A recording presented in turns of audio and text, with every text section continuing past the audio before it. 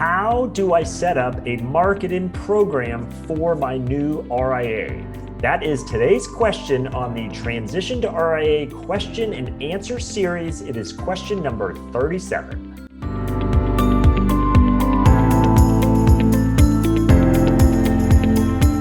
Hi, I'm Brad Wales with Transition to RIA, where I help you understand everything there is to know about why and how to transition to the RIA model. So on today's question, we're talking about, if I were to go start my own RIA, how do I go about setting up my marketing for that? Everything from marketing to branding, and what are the logistics and who should I work with on that? And so I'm super excited, as you can probably tell on the screen here, to have a guest. So I'd like to say hello to Claire Akin with Indigo Marketing. Claire, thanks for joining us today. Yeah, thanks for having me. I'm Claire Akin, as Brad said, with Indigo Marketing. And what we do is we help independent financial advisors with their marketing. Everything from existing advisors that have been in the business for decades to new advisors who are going independent or launching a new firm. And so that's what we do. Yeah, fantastic. And I would tell you, so anyone that's seen a lot of my videos, I've made 30 plus videos now. This is the first one I've done with a guest, and so I'm super excited about that. And I think it's very fit in the topic, because I would tell you, if you are launching your own firm, that this marketing part of it is absolutely the most exciting, enjoyable part of it. So this is where your vision will come to life, is what you've thought about the ideal practice you want to have, how you want to hold yourself out in the community. What we're going to be talking about today is how do you bring that to life, and that is the exciting part. I mean, there's a lot of parts of launching your RIA that are necessary steps, but they're just, it is what it is. They're not exciting. This is an exciting part of it. So I'm super thrilled to have Claire on. I think it's a fit-in first video I do with a guest, and so super happy to go through everything we're going to talk about here. As to why I asked Claire specifically, and like I said, Claire's with Indigo Marketing. The reality is there's a lot of marketing folks out there, a lot of marketing firms, everything from kind of industry specific ones to, that marketing person down the street or in the office down the block there. And the question is, well, so who should you work with? And obviously there's different opinions on that, but I think you would find there's a lot of marketing firms out there that just have very kind of cookie cutter off the shelf approaches, and you can go to them, and some even hold themselves out as, hey, we help financial advisors. And I think when you're going to make this big of a move and start your own firm, you just don't want that boilerplate package right off the shelf that's already done for you, and the logo kind of looks similar to everyone else, and the branding looks similar. You really want it unique. And I think that's something very, very special and unique to Indigo, is that is their approach, is that they do look at these very individually, and this is what they do. Financial advisors, independent financial advisors. Claire will give a little more background on herself, and you'll see why that's her specialty. So I specifically sought out Claire for this one because I truly believe in what her team does. And I would just tag on to that, just to be clear, there's absolutely no compensation arrangement or anything like that between me and Claire. If I refer people to her, that there's no kickback or anything to me. This is solely because I think it's such a great solution, and she's done a great job with her team getting out there in the marketplace. So just know this is who I think is best. Has nothing to do with any sort of compensation or anything fun like that. So with that, I want to step aside here because we really want to hear the good stuff, which is what Claire is here to help us with. I might jump in from time to time as we go through this with some questions or anecdotes, but most of them I'll let Claire drive the bus here. So with that, Claire, if you want to bring up our deck, and I know you're going to start by kind of a little more background on yourself, and I'll let you run with it from here. Absolutely. Yeah. So let me pull up the slides and we can get started with the presentation. And if you haven't already seen the first presentation Brad and I did together, it's actually on my site. It's how advisors can start to think about transitioning to an RIA, why they would do it, the advantages, what the process looks like. And so that is a great kind of introductory step to, if you're thinking about going independent, launching your own RIA, or going with that RIA model, I talk about with Brad all of the things that advisors need to know once they're going down that pathway. And so this is the second step of, once you have launched your own RIA or you're getting ready to, what does it take to launch from a marketing perspective? And so we're going to make it really easy and really simple for you, because I know this is one place that advisors get very overwhelmed, is it seems like there's so many moving parts, and there are, marketing today is very technical and there's a lot of different aspects to consider. We're going to break it down to 10 manageable pieces so that you can know that there's a finite amount of things that you need to do to get your marketing up and running, and we'll walk you through those today. So to give you a little bit of background on my story, I am a former investment advisor with LPL Financial. I got into this business because my dad's a financial advisor. He's been in the business for 39 years. I've done his marketing. I've helped grow his business as an advisor. And then I realized what I really love to do is the marketing side. So I started my firm, and we help independent advisors to launch their marketing and do their marketing each month for them. We know that you guys are really, really busy. You're taking care of your clients, you're running your business, you're doing compliance. You probably don't have time to log into your social media profiles or your website. So we take that off your plate and do it for advisors. Like Brad mentioned, there's this challenge with marketing for advisors where you need to have somebody that understands the industry, that understands compliance, but also that's going to make you look different from other advisors out there. And so that's what we do, is we do 100% custom original marketing for independent advisors within the confines of compliance. And so we help about 165 top advisors with their marketing each month, and we've launched dozens of new firms and new RIAs. So what do you need to think about when you're marketing a new firm? And so basically with a new firm, we're starting from the ground up. And so you need to kind of start with the basics, and we'll walk through, what that looks like. So if you want to learn more about this topic, I have a marketing book. It's called The Marketing Guide for Financial Advisors. We are thrilled to have a 5-star unanimous review on Amazon. Check it out on Amazon. We'll link to it below. This really covers everything that you could ever want to know. It's a good read. I've gotten really good feedback on it. So if you want to know everything about the foundations of marketing in this industry, check out this book. I think it would be helpful. Today, we're going to break it down into a little bit smaller bite-sized pieces. We also have this marketing strategy checklist. So if you want to know what top advisors are doing in a checklist format, download this checklist. We'll link to it below. And then you can check off, what have you already done? What do you need to do? What are you missing to get you to compete with the very top financial advisors out there on their marketing strategy? And so I also want to help you avoid mistakes. So I know a lot of advisors out there, if you have done your marketing before, you've probably wasted money. More importantly, you've wasted your time. And it can be very frustrating to do marketing schemes that take a lot of your time and resources and don't work. And so we're trying to give you the 20% of activities that can give you the 80% of results, so that you are empowered to grow your business in a way that makes you optimistic and hopeful and excited about the future.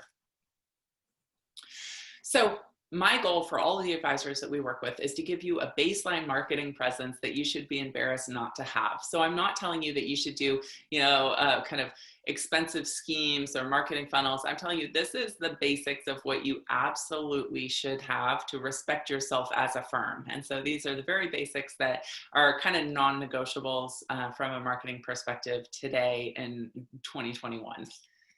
So 10 steps to marketing your firm. First of all, you need a name, and we'll go over some of the pros and cons of different strategies for picking your name. You need a logo. You need a website, a compelling call to action that people can take to get started with you online 24/7. Search engine optimization, which sounds a lot more confusing than it is. Social media, like it or not, social media is here to stay, and it's an important part of your marketing strategy for several different reasons. Email marketing, which is really the bread and butter of marketing today, is sending out emails each and every month that remind people who you are, who you serve, and how you help. Content creation that really represents you well. A webinar is something that you should consider, and just like the webinar that you're watching now, it really helps to get your message out there in a more personal way.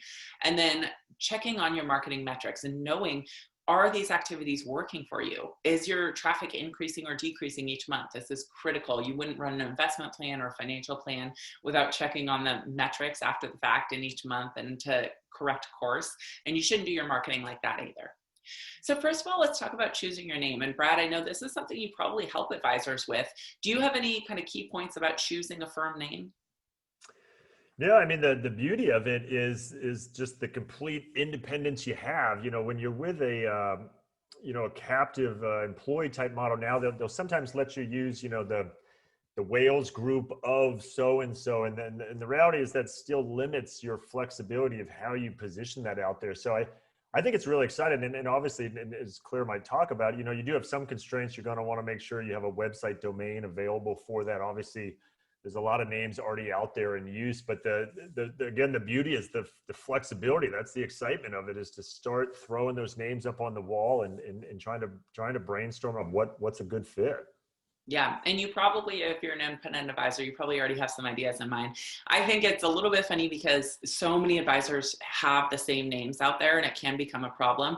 I just toured a new office yesterday, and one of the huge tenants in the office is Cornerstone Wealth Management Group. Well, that's a client of ours, but it's not the same advisor. Our Cornerstone is on the East Coast, I'm in San Diego, and so often I see some of these same names, you know, Cornerstone, you know, life planning, all variations of these same types of names that come up over and over. And you do once in a while see lawsuits about, you know, advisors who are already doing business with one name, and there's confusion, there's consumer confusion. And so you want to really try to find a name that is unique to you, that no one else is using. So do a quick Google search.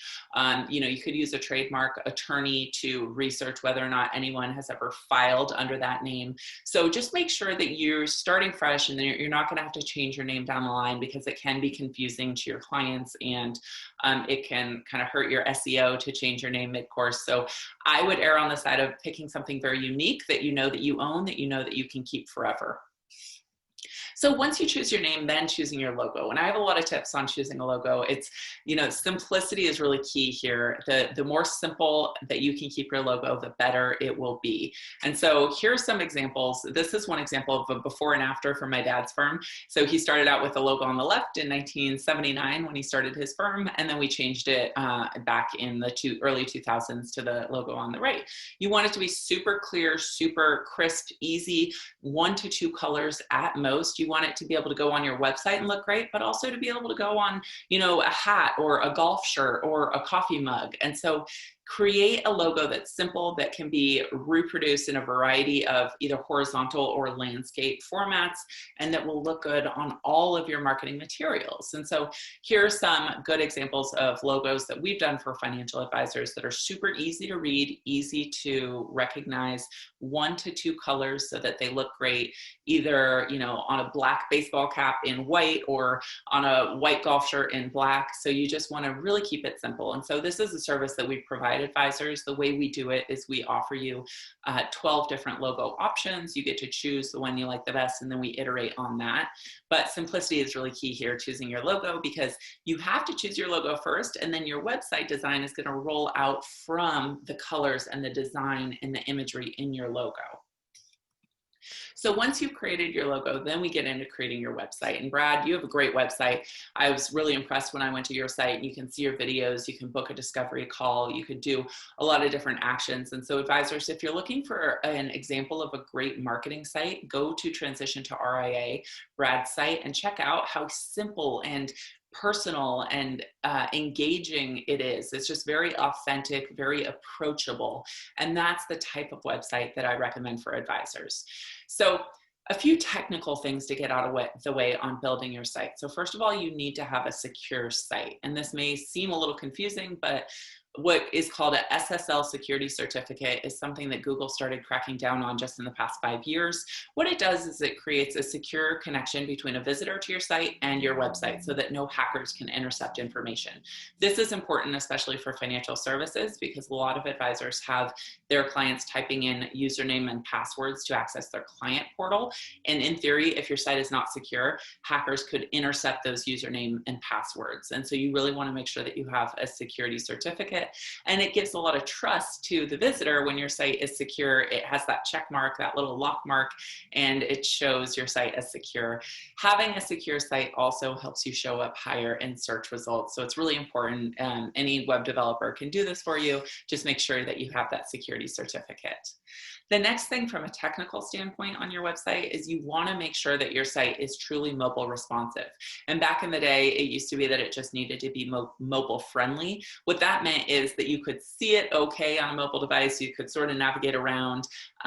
But mobile responsive is that it displays perfectly on every mobile device. Depending on which device I'm getting to your site from, it will give me a different version of your site so that it's perfect on an iPad or an iPhone or a desktop, etc. And so giving this mobile responsive design is important because we know that more than 50% of website traffic comes to advisors' sites from mobile devices these days. And so once you've kind of done those two technical things, then you just want to have a website that represents you well, that has basically your story on it. So we want people to understand who you serve, how you help, and the benefit that you offer your clients. And then we want them to easily be able to take action 24 hours a day. And so, Brad, your call to action on your site is your discovery call, but do you have any other calls to action on your website at this point?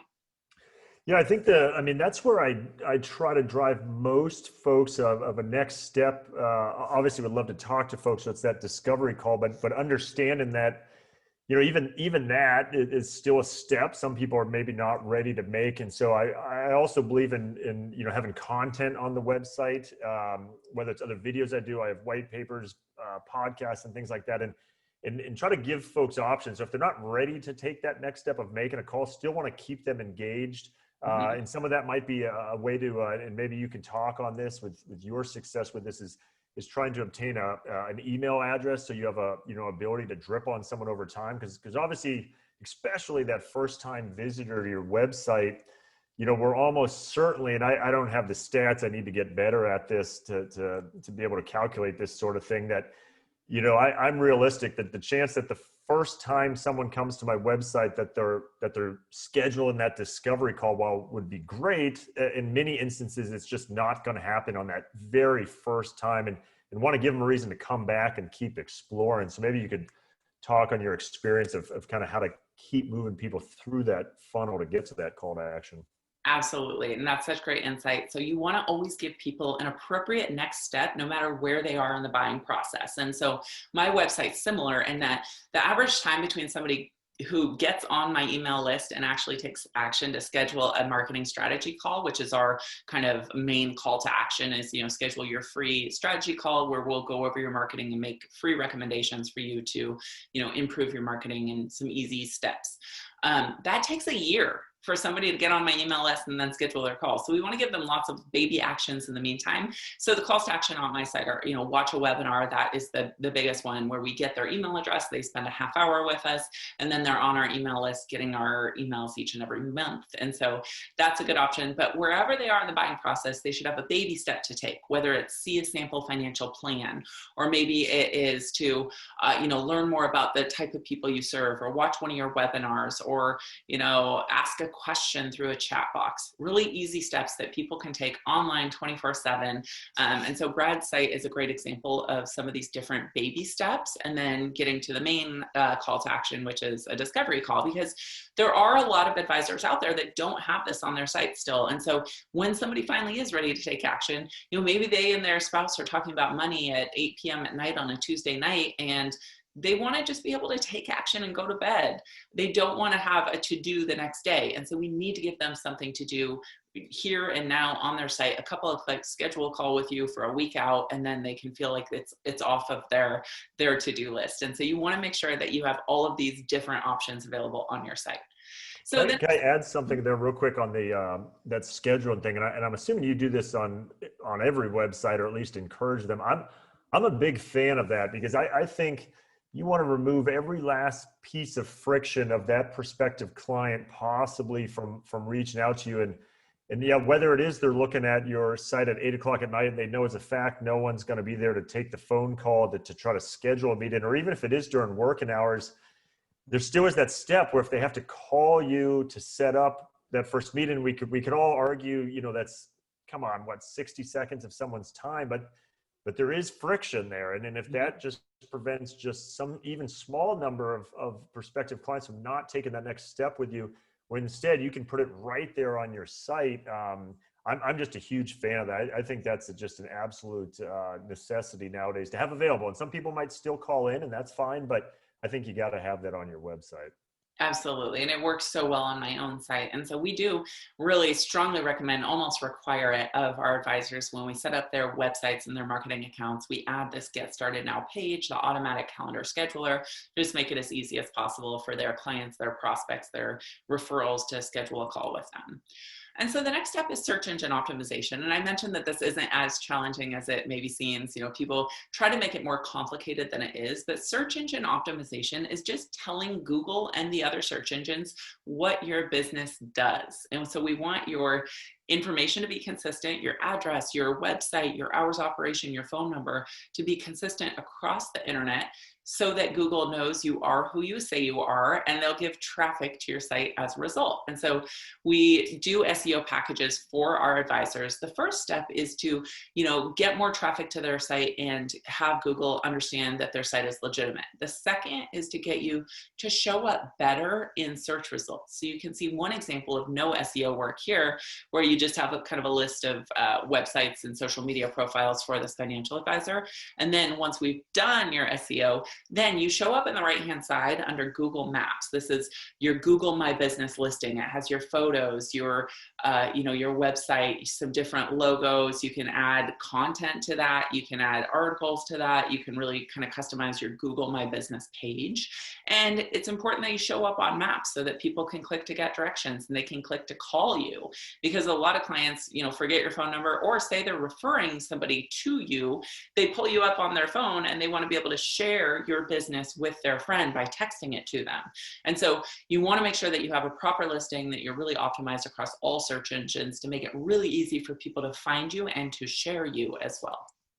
So just to kind of demystify SEO, there's two types of SEO. One is on-site SEO, which means on your website itself. This is where you're putting keywords into your website, onto your homepage, etc. So retirement planning in Plano, Texas, whatever it is. And we do this for the advisors that come on board. It sounds technical, but there's really only so many keywords that you can add to a site. We add title tags for each page to tell Google what that page is about.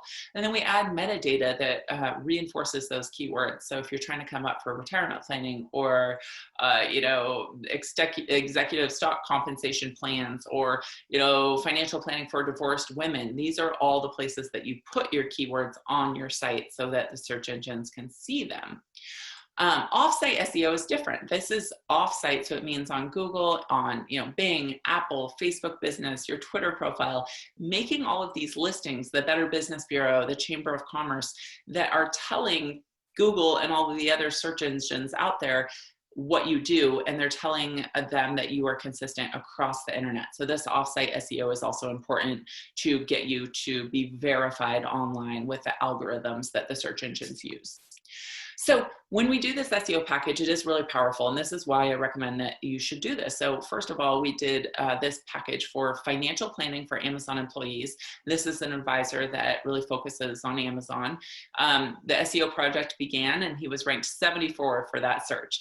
And once we did all the SEO work and we launched his site, he jumped to number 19. And then he eventually jumped all the way up to number 5. And I believe where some of his blog posts are coming up as the top search result, even above the Amazon website, for different questions about the Amazon benefits package, the RSUs, the different planning options. Some of his content comes up above Amazon, which is amazing. He gets thousands of visits each month to the pages that he's created for Amazon employees. And so that's free traffic that keeps coming to your site month after month. And so it's a really great option if done correctly. And looking at that, I'm sorry, I might, and obviously, some of these SEO things, of course, can take some time. But if I saw that slide correctly, that wasn't a multi-year growth. That seems to have been measured in months, not years. That's it takes about 3 months to get the results, and it's like a credit report. The amount of time that has elapsed since you did your SEO properly gives you more and more clout with Google. And so you really want to do this either 25 years ago or today, because you want to start gaining that credit. And so this is another good example of a fee-only advisor in Austin, Texas. Advisors, if you are fee-only, which a lot of RIAs are, this is a great keyword to rank on because there is significant search traffic for fee-only advisor. And so this was really, really successful for him. He's coming up as one of the top search results. In a place like Austin, people care about that. It's something that they're Googling for, and it's something that gives him a lot of new business. And so the next thing we want to change gears and talk about your social media presence, because it's related to SEO. Because when somebody searches for your name or your firm name, your social profiles come up right below your website. And so we want to make sure that you look great and that they're cohesive with your website and with your online presence. And so social media isn't something that you can really opt out of anymore, because having social media profiles that are active actually tells Google that your site is legitimate and contributes to your SEO. So you want to make sure that you have Facebook, Twitter, and LinkedIn, and that they're all set up and that they're all active on a consistent, reasonable basis to kind of help you with that SEO strategy. So first of all is creating your LinkedIn professional profile. This is a profile for you. You want to make sure you have a cover image, a great headshot, all of that, and that you're listed correctly under your firm. You also want to do a LinkedIn company page. And so this is the page for your business where all of your employees would be associated with that business page. And so it'll also be listed under your current work history as the business that you're currently employed at. And then this is a duplicate slide. Sorry about that. This is the this is the Facebook business page. Sorry, they look so similar and the title is wrong, but this is the Facebook business page for your firm. And so this is kind of the employer on Facebook, and it's the professional page. It's important to understand that this isn't your Facebook personal profile. And a lot of advisors either don't do Facebook, they're not interested, or they don't necessarily want their clients seeing all the pictures of their cats and their kids and, you know, kind of all the personal side. And so it's important to realize that your Facebook business page is not your personal profile. They're completely separate. So just because a client likes your Facebook business page doesn't mean they're going to see your personal posts. And then your Twitter profile, it's important to have a Twitter profile. It gives you a lot of SEO clout, and it just kind of rounds out that business presence online. So once you've set up those profiles, you want to consistently share your content. We recommend sharing at least 3 times a week. I know that sounds like a lot, but you know, Facebook and these social media channels are so busy that when somebody logs on, they're only going to see your most recent post. And if you haven't posted in a week, they're not going to see anything. So at least 3 times a week, you want to be posting different things that are driving traffic back to your website. And so the next step is email marketing. And Brad, I know you do a pretty good job at email marketing yourself by sending out your videos to your email list. So I'll let you kind of talk about, you know, what you see from email marketing for advisors launching their firms. Yeah, and I remember when you know, and I have a friend in an entirely different industry, and he was telling me about the importance of collecting emails, and this is, you know, a couple of years ago, and I remember thinking, no, the world's moved on. It's social media, and that's how you stay engaged in people. And no, the reality is you know, and you have the stats up here on the screen. Just email is while other things have come along and maybe email's evolved in different ways, it's absolutely still a significant way to stay in touch with people, stay top of mind with people. And so, you know, whether part of your audience is not on social media or they're not seeing your post, but yet if you can capture that email, and obviously you want to do it in a responsible, reasonable way of how often you drip on them and the kind of information you give them. But ultimately, I agree with you that it just is what it is. That mode of communication is here to stay, at least for now. You know, who knows what 10 years from now, and I think you have to make it part of your strategy. Absolutely. Yep. And we know this, you know, we're not guessing on this. We know that over 70% of traffic to advisors' websites comes from the email marketing we do for our advisors. And so we can see that the way that people are getting to their site is by clicking through the emails that we're sending. So we do email marketing for our advisors each and every month. And like you mentioned, the content has to be personal, authentic, relevant. So the first thing that we start with is why I became a financial advisor. And this is always our most popular post, because your clients love to hear your story. They want to hear about your maybe your childhood, or what motivated you to grow up to do this business, or why you're passionate about what you do. It's such a cool, memorable story to tell. And so this is the first story we share for advisors, and it really helps to kind of solidify your relationship and your memorability in your clients' minds. And then on an ongoing basis, we're doing. Claire, can I ask you a quick question on the email marketing? What do you find? Obviously, an advisor generally have the email addresses of their clients just from the initial engagement. What do you find is the most effective way? So if I'm an advisor and I have a couple hundred email addresses maybe from my clients, but obviously I'd like to build that. What do you think the most effective way is to build that email address? Is it doing a webinar that someone signs up for? Is it a white paper? What do you find? Yeah, Maybe absolutely. It's not a single answer, but we highly recommend webinars, and that's, somebody, if you create a compelling, valuable webinar about a subject they are interested in that can help them, it's really easy for them to put in their email address and watch the webinar for free, and then they're added to your email list, and your email list is growing that momentum over time, getting bigger and bigger, and having more people see your content, which also helps with your SEO as people are clicking through to your website, but also more people sharing your content with people who may need your help.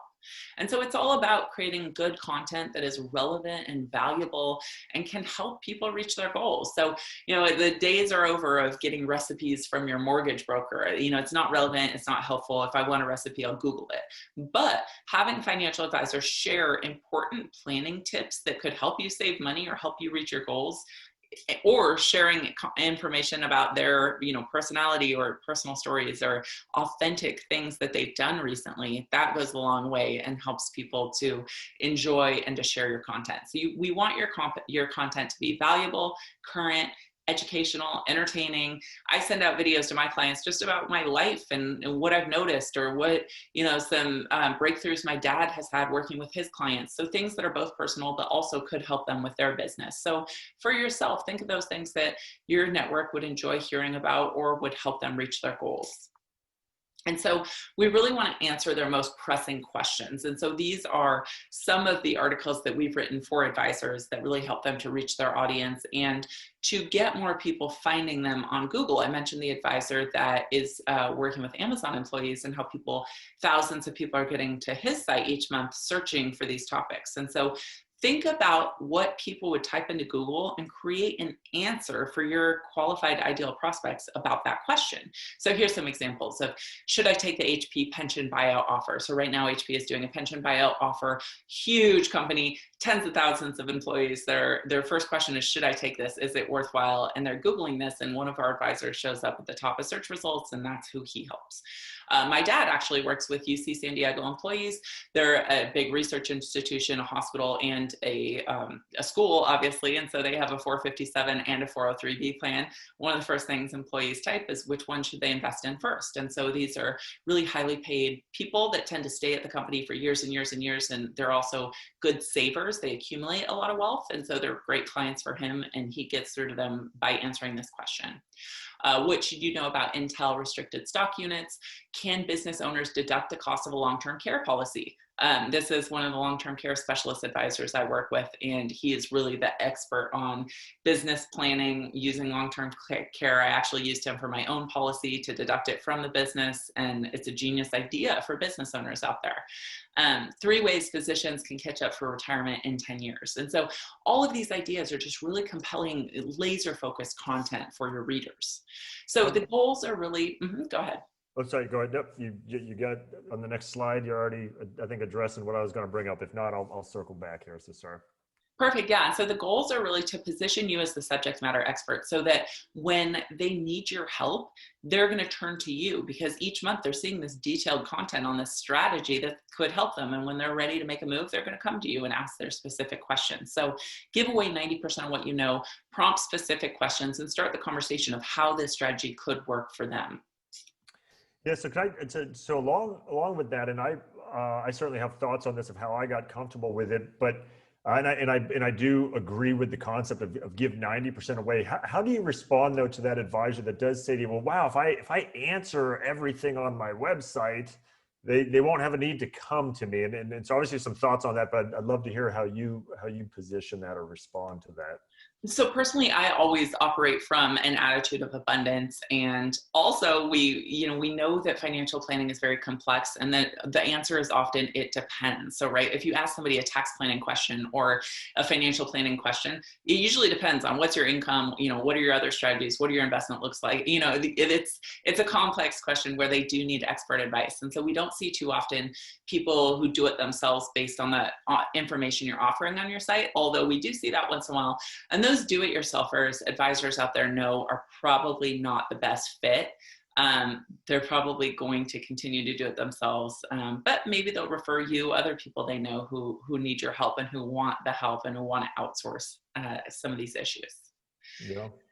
Yeah, and so once you've kind of done the foundational basics, we really want to introduce your firm. And the way that we do that through email and through social media, we have a specific cadence that we use. So first of all, we set up an email introduction sequence to everybody in your network. So everyone on your email list, clients, centers of influence, your family members, your distant cousins, anybody who should be aware of what you're doing in life and who could refer you business. And so first of all, we announce your new website, your newsletter, we announce your logo, we offer people a live tour of your website and see the helpful things on your site, how they can get started, go over those calls to action so that they're aware that they could refer you by sending somebody to your webinar, where after they watch your webinar, they could schedule a call.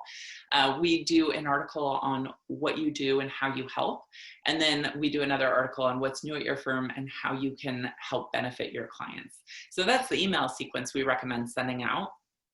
And then it's a little bit different if you're going independent. You also, maybe you have a book of business, but you need to announce to them that you've gone independent.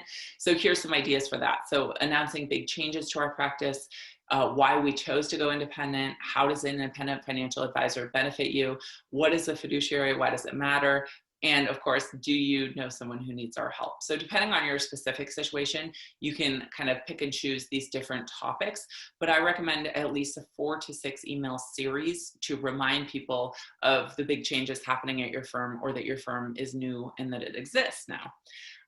In addition to all of these steps, kind of the final step, if you want, if you really want an A+ on your marketing and you want it to work for you in the coming months and years, I really would consider a webinar.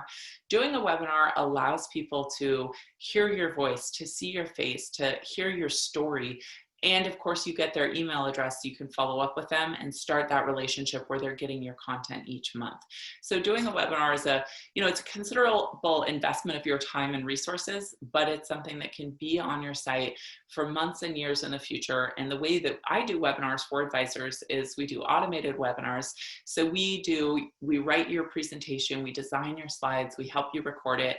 Once you record it, your job is done, and we run it automated on your website so people think that it's live. So they can go to your site and sign up for the next date, whether it's this afternoon or tomorrow morning, and then they get reminders, they get a countdown clock when they go to the page to watch the webinar.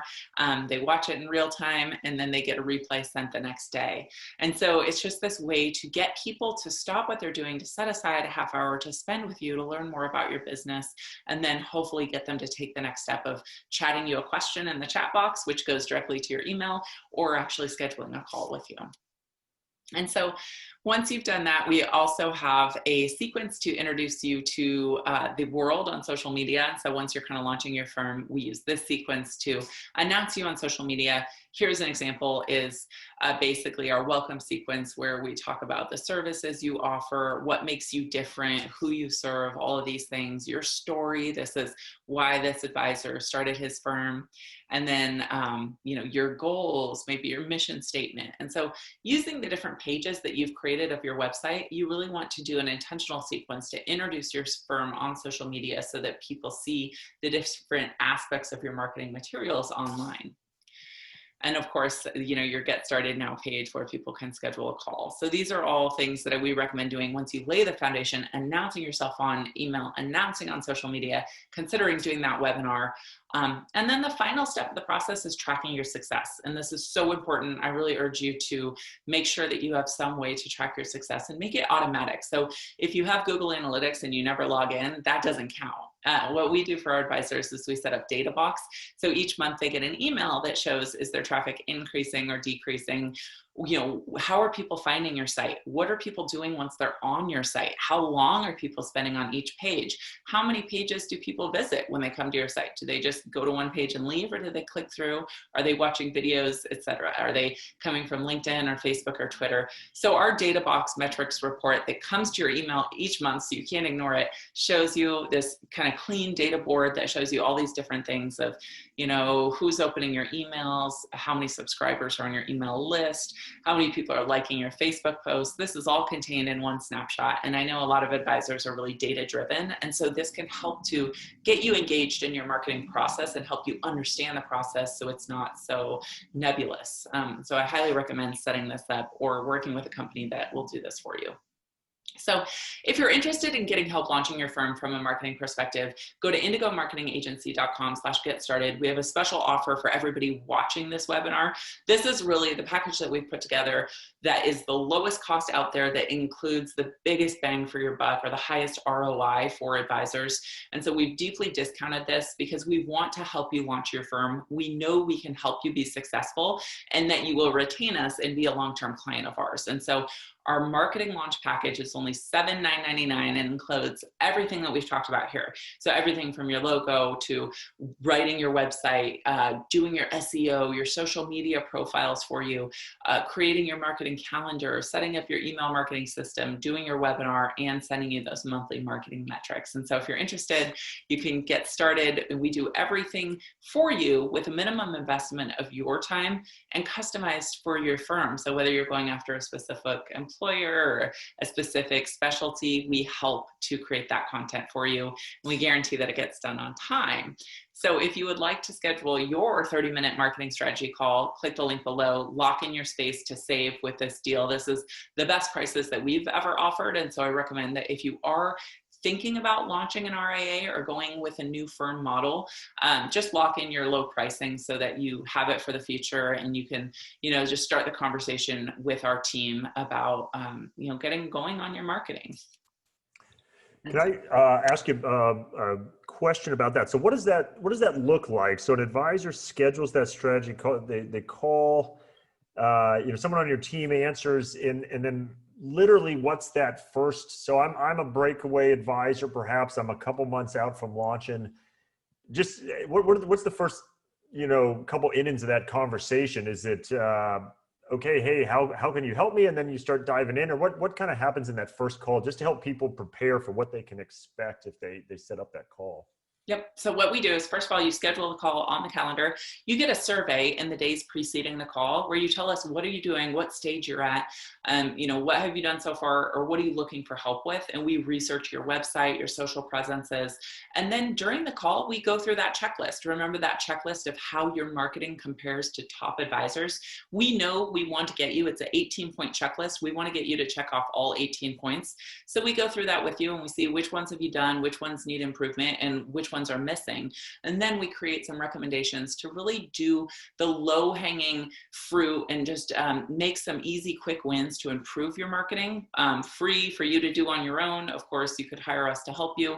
And then we'll provide a quote for you to get to that 18-point checklist so that you're 100% A+ marketing. We'll provide that quote in case you want to hire us to do your marketing for you, or you could always take our recommendations and run with them and do them yourself. And so we also have a ton of educational materials on our site. So if you're struggling with things like, what is my niche, or, what is my area of specialty I want to focus on, we can send you different webinars, different worksheets to help you figure out those things. Okay. And what about the time of kind of all that? So someone that, initially wants to do the launch package, which I appreciate the discount. I think is a fantastic way to put it all together. Fantastic, pricing to get folks going. So obviously there's, I'd assume you'd encourage, just like I'd encourage people, hey, that the sooner they reach out and begin the conversation is just the sooner they get the kind of process started, the discovery process, how's this going to work? But let's say they reach that point where they say, okay, yes, let's do this. Let's begin. How long is that process for that launch package? And I'm sure it varies because some people maybe already have social media, they just need to revise it or whatnot. But typically, what's the lead time someone needs to be cognizant of to get all that done?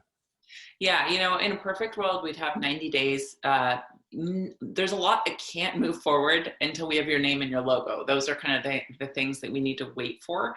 So to the extent that we can get you to choose a name and choose a logo, then we can do everything else. We can begin work on your SEO. We can write and build your website. We can set up your social media profiles, your email marketing system. So that's the first step, is maybe even before you know who you're exactly targeting and what your messaging is, just get your name and your logo knocked out, and then we can get going. Generally 90 days. We have done it quicker than that, but to work comfortably and to have the time that you need to have to think through who you want to focus on and what makes you different, and articulate those in a compelling way, 90 days is a comfortable time frame. Okay. It's helpful. Yeah. Great. Well, thank you so much for having me on your show, Brad. And if anyone wants to get in touch, you have my website here, my email me a question anytime. You can always call. And so I really appreciate being on your program, and I look forward to helping the advisors that you serve. Sure. And thanks, Claire. Great information. I think advisors will find this very helpful. I think, you know, if it wasn't summed up best in that launch package, I kind of think of you and your team as kind of a quarterback on this, that the reality is you could go out to a logo only vendor, and you could go out to a social media only vendor, and you could try to piece all these together. Or, you know, I think a big part of your guys' value is you come, one flat fee, all under one roof. We get all this going for you. And knowing a transition advisor, there's just so many moving parts to a transition to begin with. I just think it's great that you have that all under one roof. And like, whether quarterback's the best word, that's how I see it. You're pulling everything together and getting it done. So certainly appreciate your time today. And to anyone watching this, again, we'll leave it on the screen here for just a second. I'll have it in the show notes as well. Contact information, reach out to Claire and her team. Absolutely can help you begin this journey. And like I said, this is where the fun begins, is this sort of thing. So I'm certain you will enjoy the process with it. So with that, I appreciate everyone tuning in today, and we'll catch you on the next one.